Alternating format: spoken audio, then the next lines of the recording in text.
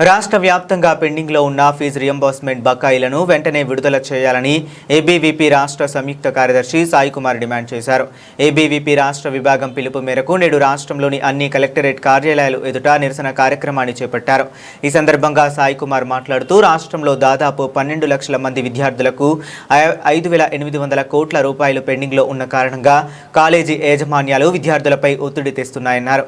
రాష్ట్ర ప్రభుత్వ బకాయిల కారణంగా డిగ్రీ పూర్తి చేసుకున్న విద్యార్థులు తమ సర్టిఫికేట్లు తెచ్చుకోలేని పరిస్థితుల్లో ఉండడం దారుణమైన విషయం అన్నారు.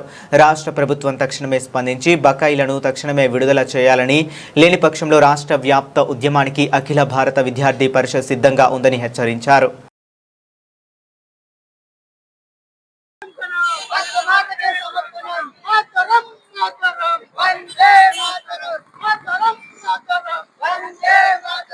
అందరికీ నమస్తే. సాయి కుమార్, అఖిల భారత విద్యార్థి పరిషత్ రాష్ట్ర సంయుక్త కార్యదర్శి, ఆంధ్రప్రదేశ్. ఏదైతే ఇక ఆంధ్రప్రదేశ్ గవర్నమెంట్ వచ్చిన తర్వాత 5,800 కోట్ల స్కాలర్షిప్లు ఈ రోజుకి పెండింగ్ లో ఉన్నాయి. యోగాలం పాదయాత్రలో విద్యార్థుల కోసం ఏమైనా చేస్తున్నటువంటి విద్యాశాఖ మంత్రి ఈ రోజు 5,800 కోట్లు స్కాలర్షిప్లు విడుదల చేయకుండా మాయమాటలు చెప్పి విద్యార్థులను మభ్యపెట్టి ఈ రోజు విద్యాశాఖ మంత్రి ఉన్నటువంటి పరిస్థితి.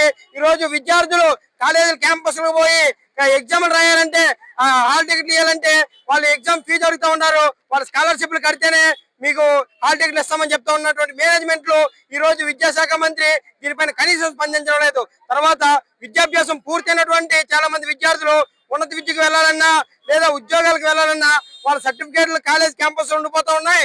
ఈ రోజు ఏవైతే స్కాలర్షిప్లు ఉన్నాయో అవి రిలీజ్ చేయని ఎడలా మేము సర్టిఫికేట్లు ఏమని చెప్పి ఆ యొక్క ఏవైతే కళాశాలలు చెప్తా ఉన్నాయి.